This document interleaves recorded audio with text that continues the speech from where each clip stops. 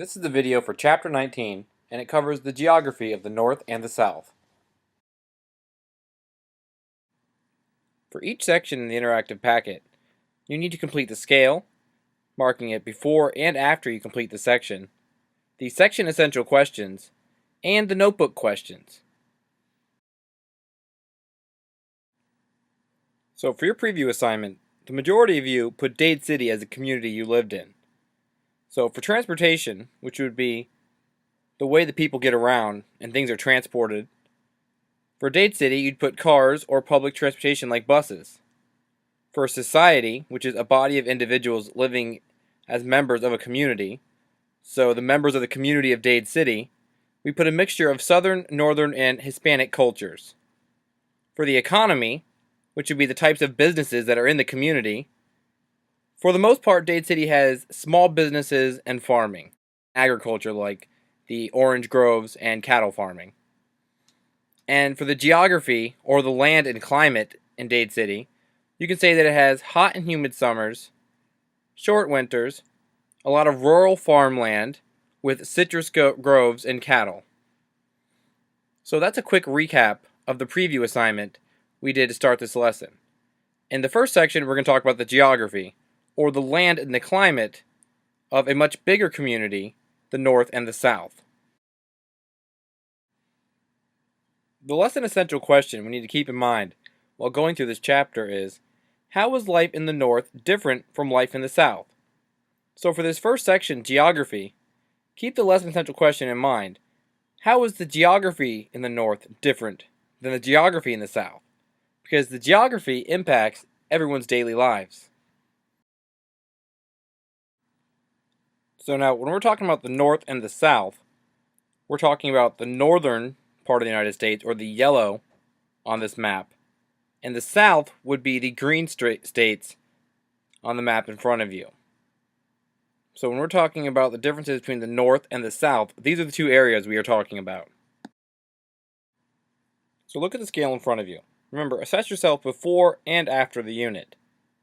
The learning goal, or the score of 3, states that I understand how the geography of the North and the South impacted its development economically and socially, and I can explain the difference in the geography between the North and the South.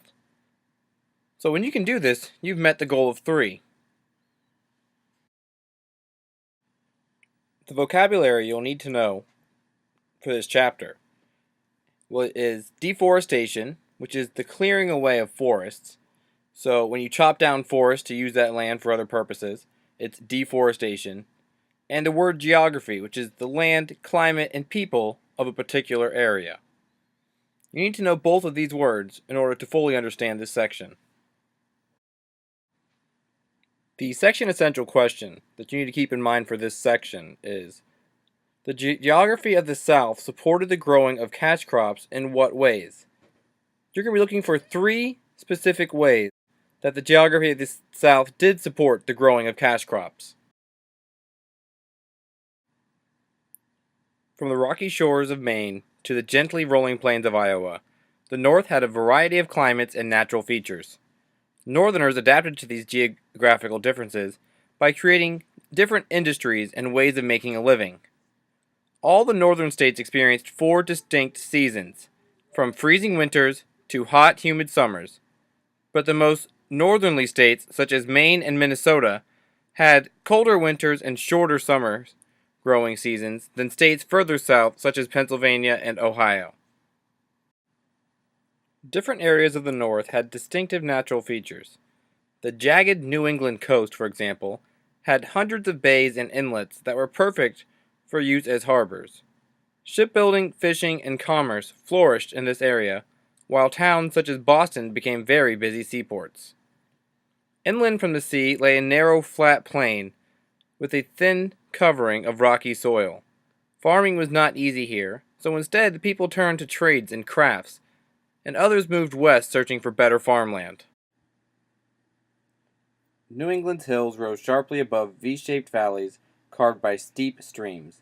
The hillsides offered barely enough land for small farms, but they were covered with thick forests of spruce and fir.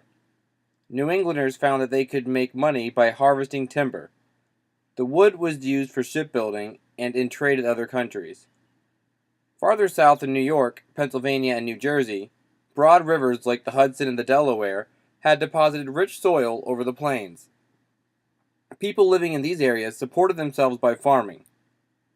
Across the Appalachian Mountains lay the Central Plains, a large forested region drained by the Ohio and Mississippi rivers.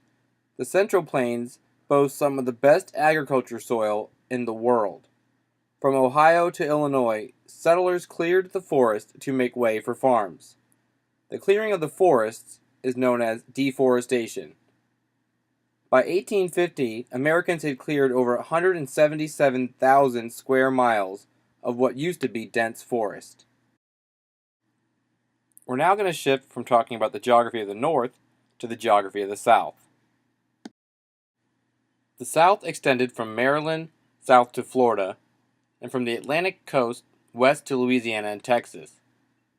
Climate and natural features encouraged Southerners to base their way of life on agriculture.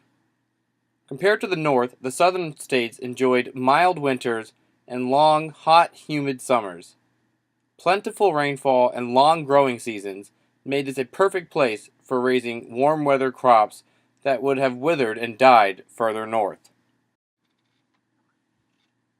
Wide coastal plains edge the southern shoreline, from Chesapeake Bay to the Gulf of Mexico.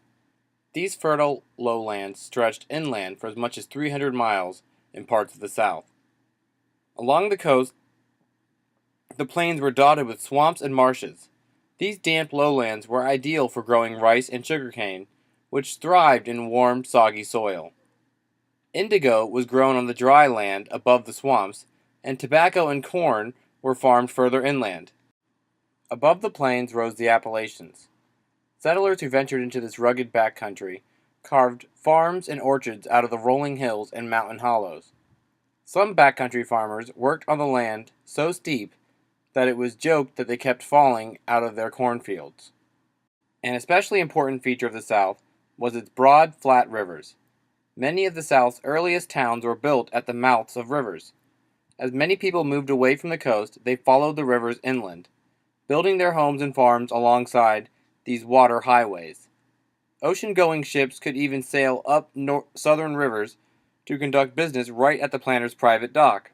Here the ships were loaded with tobacco or other cash crops for sale in the Caribbean or Europe.